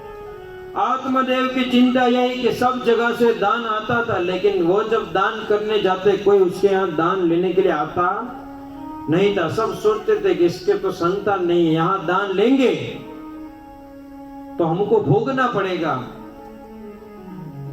अब स्थिति ऐसी आ गई कि कोई उसके घर पे भोजन करने ना आए। उसके गौशाला में जो गाय है उसने भी संतान यानी कि बछड़ी का जन्म देना बंद कर दिया, वो भी निसंतान हो गई। उसकी पत्नी थी, नाम था धुंधुली। धुंधुली बिल्कुल आत्मदेव से विपरीत थी। आत्मदेव वेद और शास्त्र का ज्ञान रखने वाले, भगवान का चिंतन करने वाले, और धुंधुली बिल्कुल विपरीत, वेद और शास्त्रों के निंदक थी। वो निंदा करती थी। जिसको कुथली में बड़ा रस था, यानी कि यहां की वहां, हिंदी में कहे, उसने आज ऐसा कर दिया, उसने आज वैसा कर दिया, आज हम वहां गए थे, हमने वहां देखा, ऐसा देखा, वैसा देखा। यहाँ की वहां करना उसे बड़ा पसंद था। वेद शास्त्रों में उसको रुचि नहीं थी, भगवान के काम में रुचि नहीं थी। चटपटा खाना, आलस करना, दिन भर तामसिक वृत्ति रखना, वही उसका स्वभाव। जिसके बुद्धि के अंदर धूल पड़ गई, इसीलिए उसका नाम धुंधुली, धुंधली हो गई। वो जिसकी दृष्टि धुंधली हो गई, वो धुंधुली। उसको कोई चिंता नहीं है, वंश है नहीं है, कोई चिंता नहीं, बस यही है, अपना जीवन अच्छा चलना चाहिए। आत्मदेव ने विचार किया कि ऐसा जीवन किस काम का जहां पर सब कुछ होते हुए भी आपको हमेशा यही लगे कि मैं तो खाली हूं, मेरे पास धन है, संपत्ति है, सब कुछ है, लेकिन संतति नहीं है। संपत्ति और संतति दोनों होना चाहिए। संपत्ति कम होगी चलेगा, लेकिन संतति हो और वो अच्छी होनी चाहिए। इसीलिए कहते हैं कि अपने बालकों को कथा में लेकर आओ, उनको भगवान की कथा सुनाओ, समझाओ, क्योंकि अगर आप धर्म नहीं सिखाओगे तो अधर्मी लोग उसे क्या सिखाएंगे? अधर्म। दूध पिलाना सिखाना पड़ता है, चरणामृत पिलाना सिखाना पड़ता है, शराब पिलाना सिखाना नहीं पड़ता है, वो तो लोग उसको सिखा ही देंगे। अगर आप अच्छा नहीं सिखाएंगे तो इस दुनिया में बहुत सारे लोग ऐसे बैठे जो उसको बुरा सिखाने के लिए तत्पर है। और मैं तो मेरी हर कथा में कहता हूं कि सिलवासा वैसे बहुत अच्छा है, लेकिन यहाँ एक ही चीज का ध्यान रखना पड़ता है, यहाँ दमन गंगा है। यहाँ का नदी का नाम क्या है? दमन गंगा। तो यहाँ पर गंगा भी है और दमन भी है। हाँ, दमन मतलब वही हो गया भाई साहब, समझ लो, दमन भी यहाँ है और गंगा भी यहाँ है। अब आपको गंगा की ओर जाना है कि दमन की ओर जाना है, यह तो आपको देखना है। अगर दमन की ओर गए तो दमन हो जाएगा, दमन मतलब दब जाओगे, समाप्त हो जाओगे। अगर गंगा में जाओगे तो तर जाओगे। तो अब हमारे ऊपर है, क्योंकि यहाँ दोनों धारा बह रही है। कौन सी धारा आपको पकड़नी है, दमन की धारा या गंगा की धारा, वो आपको देखना है। सुमति भी है और कुमति भी है, कौन सी मति लेनी वो तो हमारे ऊपर है। तो ऐसे आत्मदेव के मन के अंदर विचार आया, कैसा जीवन किस काम का, और अपना जीवन समाप्त करने की इच्छा से मध्याह्न काल के समय में चल पड़े, मन में विचार करते हुए कि आज तो मैं अपने जीवन को समाप्त कर ही दूंगा। ऐसे विचार करते करते जब जा रहे थे तब सामने से एक तपस्वी दंडी स्वामी उनको मिले। बहुत तपस्वी साधु संत। साधु के पास सबसे बड़ी शक्ति होती है उसका तप। जो लोक कल्याण का कार्य करे वही साधु है, वही संत है। जो हमारे कार्य को साथ दे वही साधु, जो अविचल भ्रमण करते रहे, जो सदा चलते रहे और लोक कल्याण करते रहे वही साधु। जैसे जगत गुरु शंकराचार्य, उन्होंने अपनी यात्रा की और यात्रा ऐसे की कि जहां जहां जितने जितने लोग मिले उन सबका कल्याण करते गए, पवित्र तीर्थाटन किया, इतने सारे स्तोत्रों का उन्होंने रचना की और चरपट पंजरिका स्तोत्र का उन्होंने रचना किया, जिसमें लिखा है कि भज गोविंदम भज गोविंदम भज गोविंदम मूढ़ मते, कि हे जीव तू गोविंद को भजले, हे मूढ़मती तू गोविंद को भजले। कल कल करते तेरा काल आ जाएगा तो गोविंद को कब भजेगा, इसलिए आज भजले। आजे भजसो काले भजसो, कल कल करते तो हमारा काल आ जाता है, इसलिए कल करे सो आज कर। जितने भी अच्छे विचार आए उसको आज कर लो और जितने भी बुरे विचार आए उसको बोलो मैं कल करूंगा, क्योंकि कल कभी आता है ही नहीं। मुखाकृति देखकर समझ गए कि इनके मन के अंदर क्या चल रहा है। हे ब्राह्मण, आप इतने दुखी क्यों है? निस्तेज होकर आप कहां जा रहे? आत्मादेव ने अपनी पूरी व्यथा समझाई कि जीवन में सब कुछ है लेकिन मेरे पास संतान का सुख नहीं है। मैं जीऊं तो जीऊं किसके लिए, कमाऊं तो कमाऊं किसके लिए? मेरा कोई उत्तराधिकारी नहीं है। मेरे मृत्यु के बाद मेरा पिंडदान कौन करेगा? मेरे पूर्वजों के लिए श्राद्ध कौन करेगा? बहुत समझाया कि जो कुछ भी मिलता है वो भाग्य से मिलता है। अगर तुम्हारे संतान नहीं है तो तुम्हारे भाग्य में नहीं होगा। शोक नहीं करना चाहिए, तुम तो भगवान का नाम लो। बोले आप तो तपस्वी, इसलिए आपके लिए बोलना बहुत आसान है। मैं तो संसारी हूँ, इसलिए मेरे लिए सब कुछ समझना और उसके बाद अनुसरण करना बहुत कठिन है। अगर आप दे सकते हो तो मुझे संतान हो ऐसा आशीर्वाद दीजिए, वरना मुझे मार्ग दे दीजिए। मैं तो अपने आज जीवन लीला को समाप्त करने वाला हूँ। हम सोचा कि ये ब्राह्मण अगर मेरे सामने ये सब कुछ होता है तो मुझे ब्रह्म हत्या का पाप लगेगा, इसलिए उनको रोका, समझाया। लेकिन समझने के बाद भी जब परिस्थिति बिगड़ते हुए देखी तब उन्होंने अपने तपोबल से उनको एक फल प्रदान किया। कहा कि ये अपने पत्नी को खिला देना, आपके यहाँ पर दिव्य संतान का जन्म होगा। लेकिन कहते हैं कि होई वही जो राम रचि रखा। भगवान ने जो लिखा है उसको कोई बदल नहीं सकता है। कोई लाख करे चतुराई, कर्म का लेख मिटे ना रे भाई। जो हमारे कर्म में लिखा है वो भोगना ही है।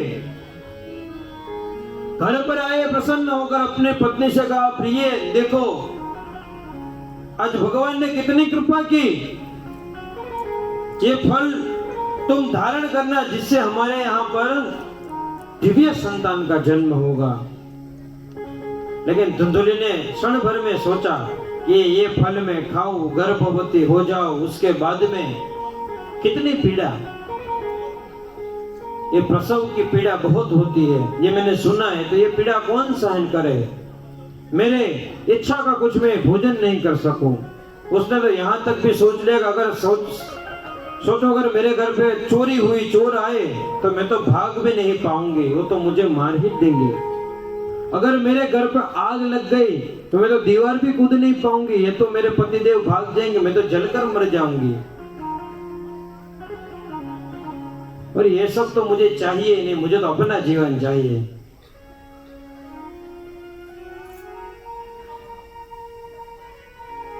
यही व्यथा जब मन में थी, आप जैसा सोचते हैं ना भगवान आपके पास वैसे व्यक्ति को भेजते हैं।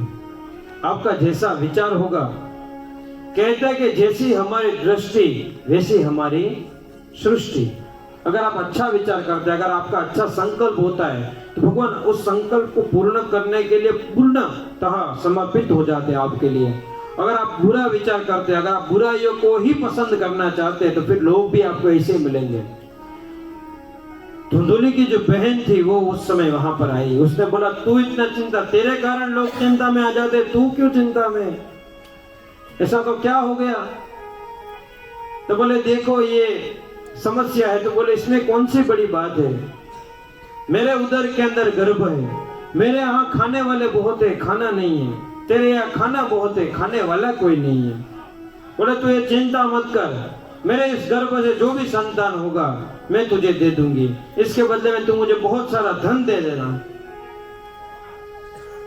अब जिसकी शुरुआती सौदे से हुई है वो कभी श्रेष्ठतम फल हो ही नहीं सकता है, इसका आरंभ ही विक्रय से हुआ है। इसीलिए मैंने कहा ना कथा के आरंभ में कि विक्रय न करना है, न करने देना है, न करते हुए देखना है। ये सबसे बड़ा पाप है। पाप सहना भी एक प्रकार का पाप है। बोले ये फल का क्या करे? बोले उसमें चिंता क्या करे, गाय है ना गौशाला में खिला दे। गौशाला में जो माता गौरी थी, गौरी ने उस फल का सेवन किया, लेकिन संत प्रसादी कभी निष्फल जा सकती है ही नहीं। धुंधुली ने स्वांग रचाया, गर्भ धारण किया कपड़ों का, कपड़ों के द्वारा गर्भ का निर्माण किया और ऐसा सबको दिखाते थे कि उसके उदर में गर्भ है। और माता गाय गौरी जो थी उसके फल के स्वरूप में, उसे भी प्रसाद के स्वरूप में गर्भ धारण हुआ।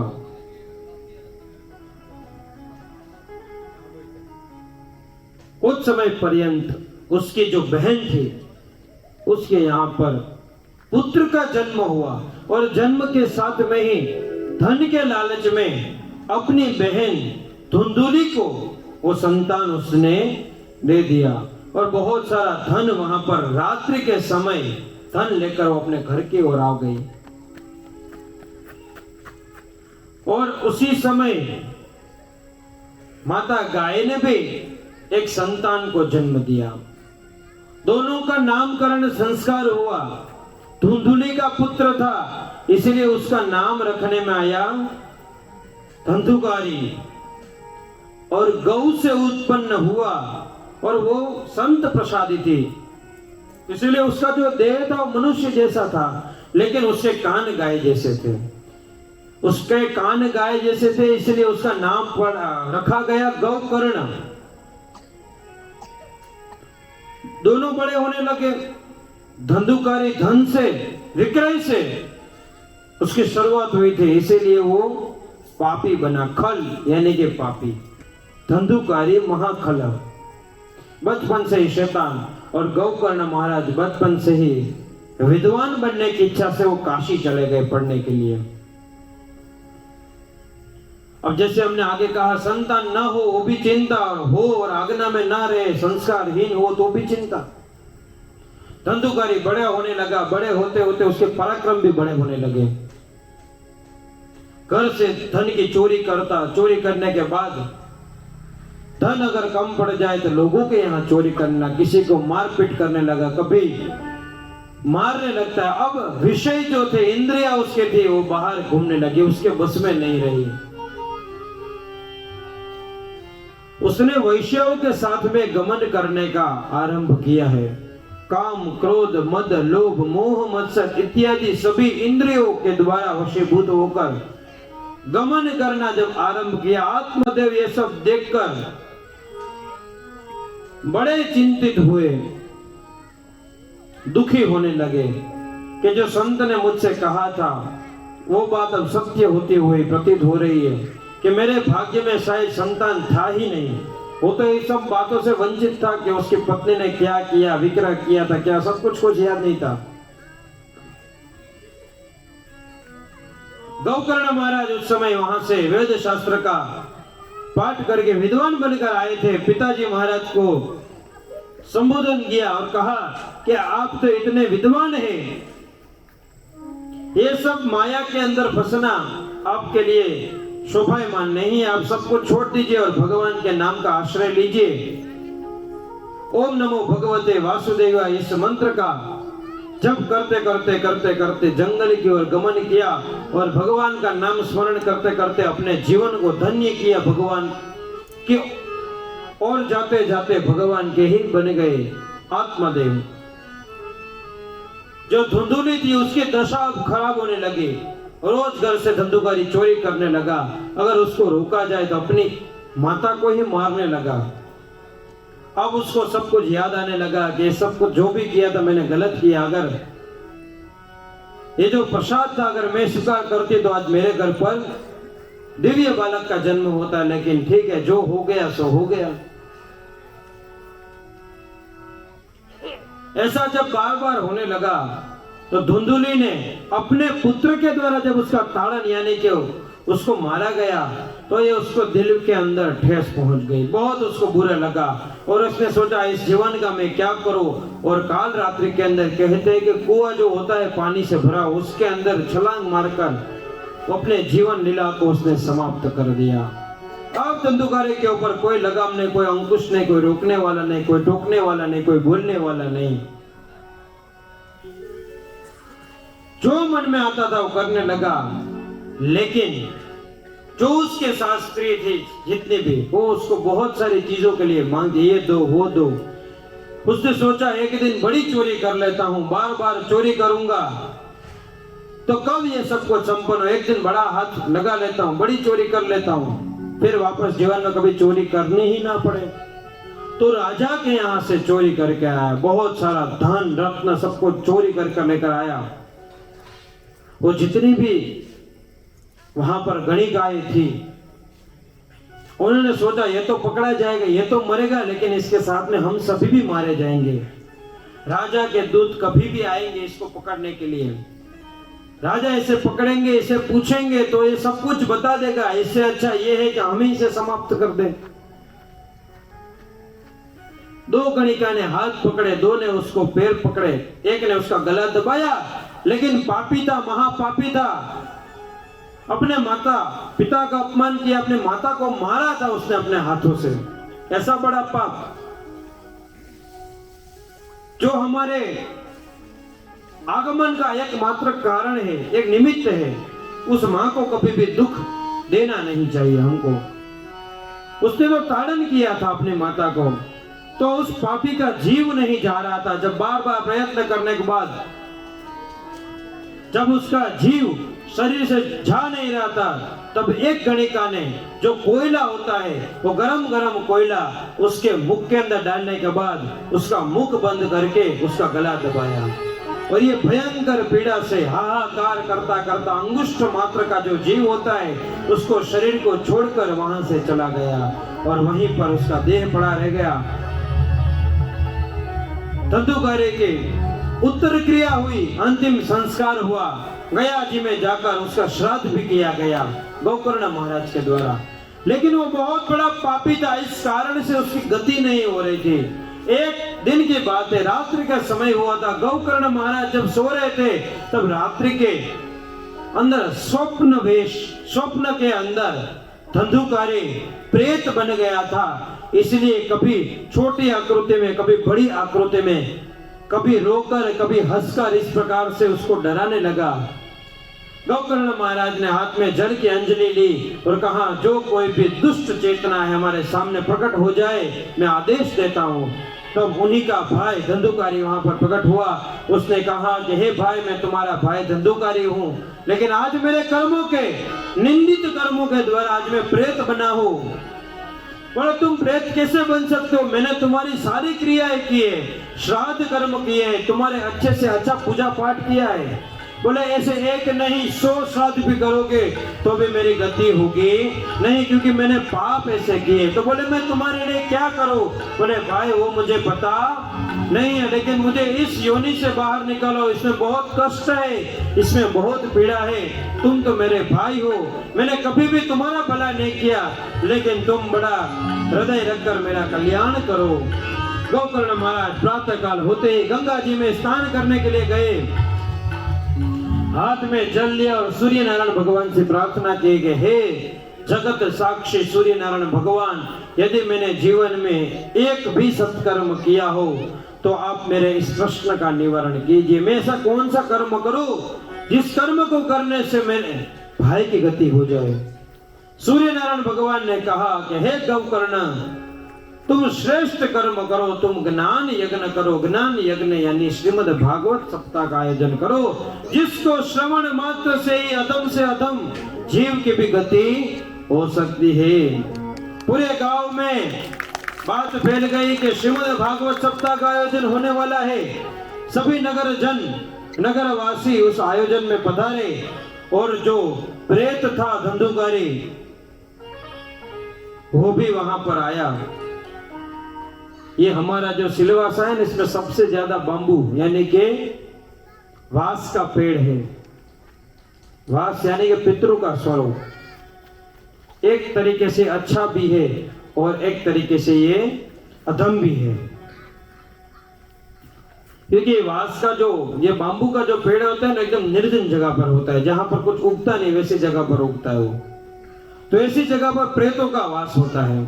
इसीलिए जहां पर भी कथा होती है वहां पर भगवान के आसपास पे भी उसको रखते हैं, क्योंकि उस पेड़ के अंदर प्रेत यानी कि धंधुकारी वहां पर प्रवेश किया था।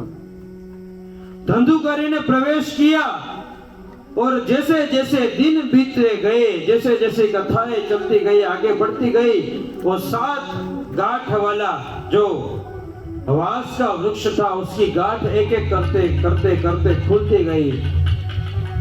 7वें दिन उस वास के 2 टुकड़े हुए।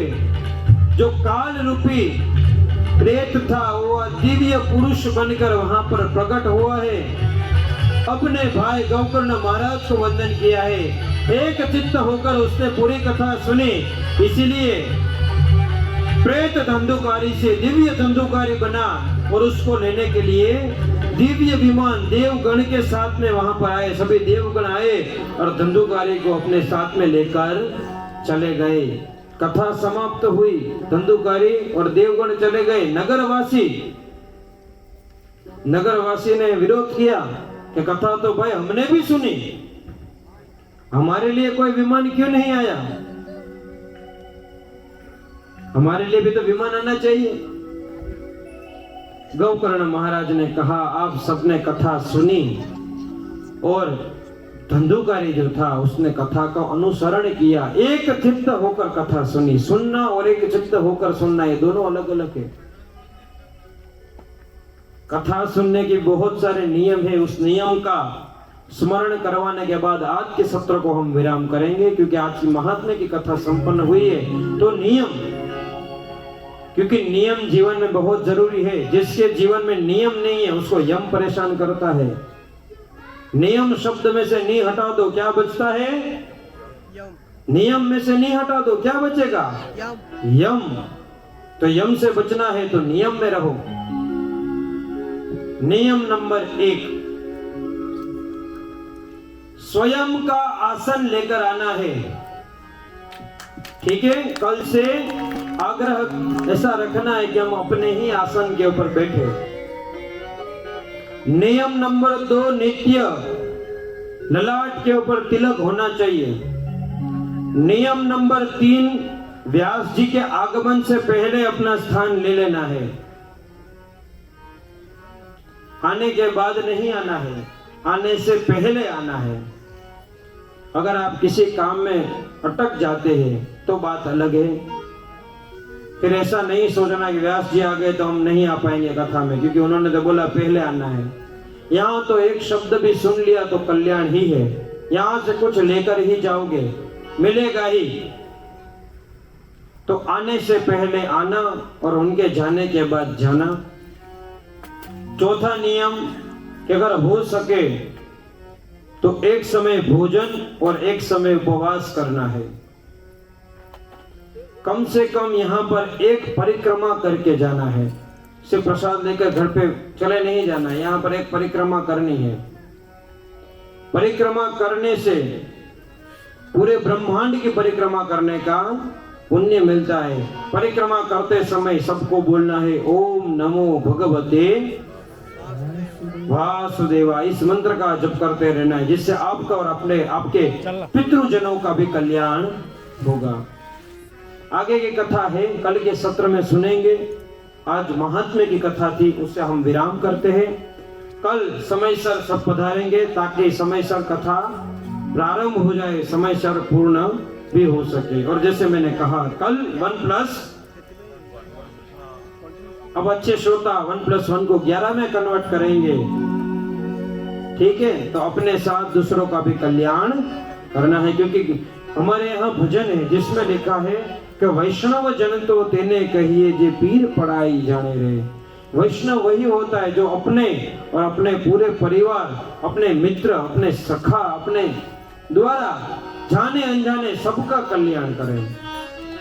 सबको कहना है, कथा में आना है और चिंता मत करना, प्रसाद भी वहां है तो प्रसाद भी लेते हुए आएंगे। तो हरिनाम संकीर्तन से कथा का आरंभ हुआ।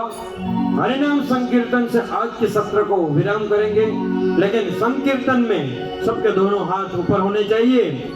तालियों के नाद से आज के सत्र को विराम करेंगे। जय हिंद। हरे कृष्ण हरे राम राधे गोविंदा। हरे कृष्ण हरे राम राधे गोविंदा। हरे कृष्ण हरे राम राधे गोविंदा। हरे कृष्ण हरे राम राधे गोविंदा। हरे कृष्ण हरे राम राधे गोविंदा।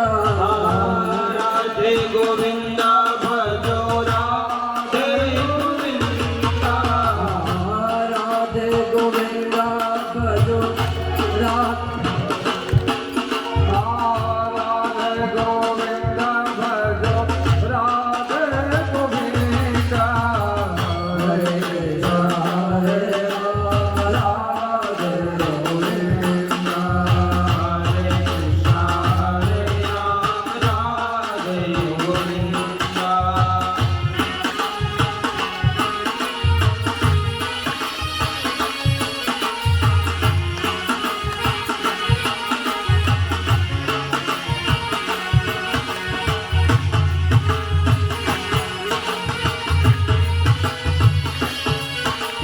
जय हो, जय हो।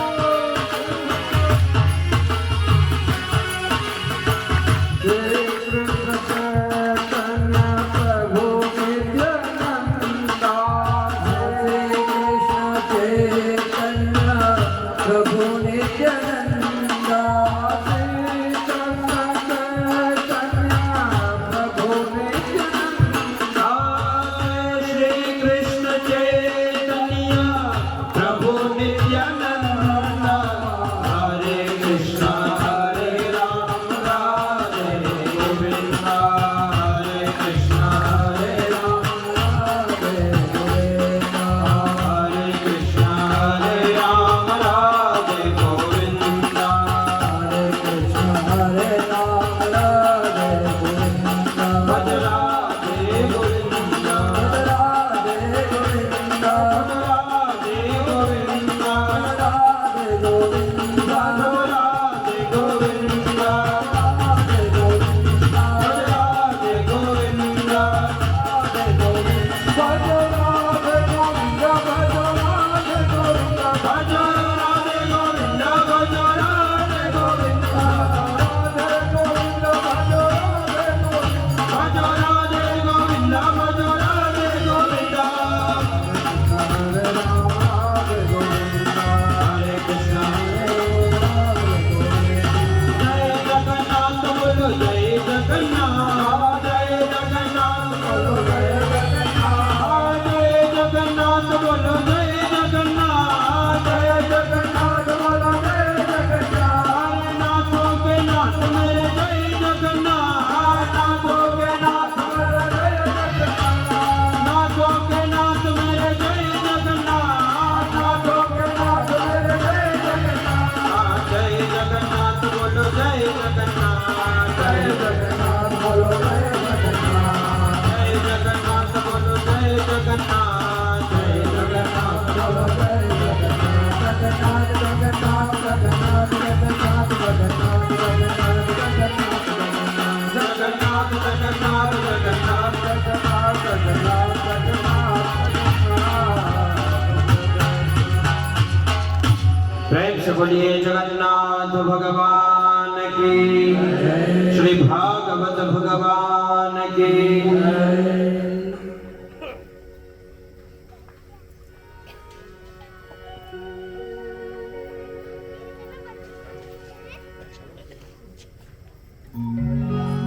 आज का सत्र भगवान जगन्नाथ के चरणों में समर्पित करते हैं।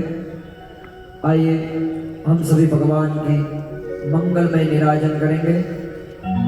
आशीष भाई ठक्कर जगन्नाथ मंदिर के सभी ट्रस्टियों को मैं अनुरोध करता हूं कि व्यासपीठ पर पधारे और भगवान की जगन्नाथ मंदिर की भगवान की मंगलमय आरती करेंगे। भगवान जगन्नाथ की सपरिवार सभी पधारे।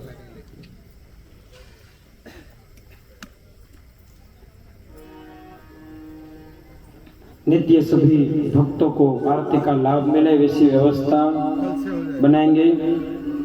आज सभी जो भी भक्तों का यहाँ से उच्चारण किया वो सब बधारेंगे।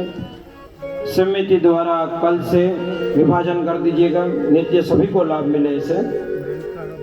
और कथा के बाद प्रसाद है तो सभी प्रसाद ग्रहण करके ही जाएंगे। आइए भगवान के मंगल में निराजन करें।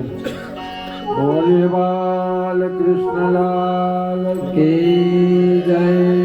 जय काना काला प्रभु नटवर नंद लाला।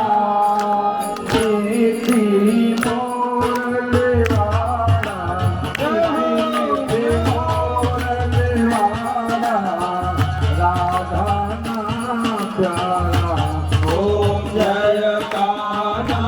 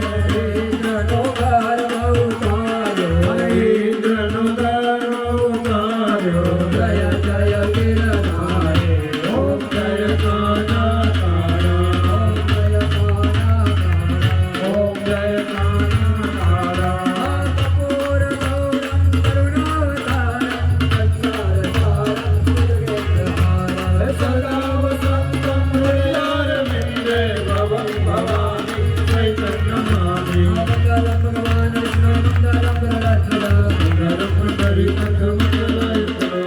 सर्वमंगल मंगल्ये शिवे सर्वार्थसाधिके अच्युतं केशवं नारायणं विष्णुदामोदरं वासुदेवं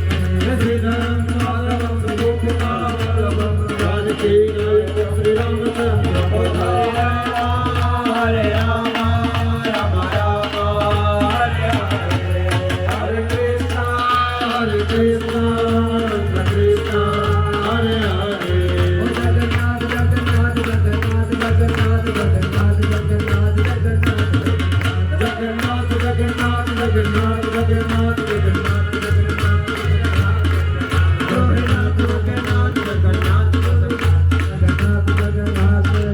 जगन्नाथ जगन्नाथ जलेन शीतलीकरणं यानि कानि जपापानि जन्मान्तरकृतानि च तानि सर्वाणि नश्यन्तो प्रदीक्षणां पदे पदे के देववन्दनं देववन्दनं देववन्दनं श्रीदेववन्दनं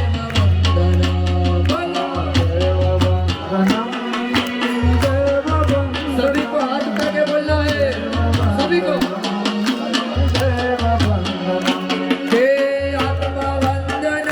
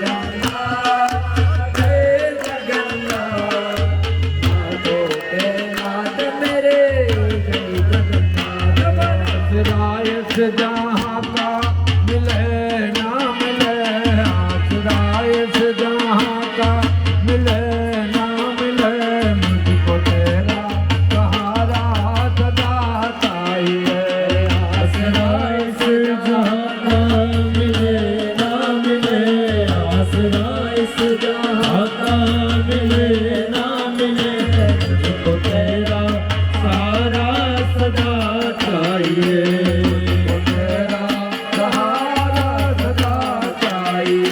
चांद पारे फलक पे दिखे ना दिखे चांद पारे फलक पे दिखे ना दिखे चांद तारे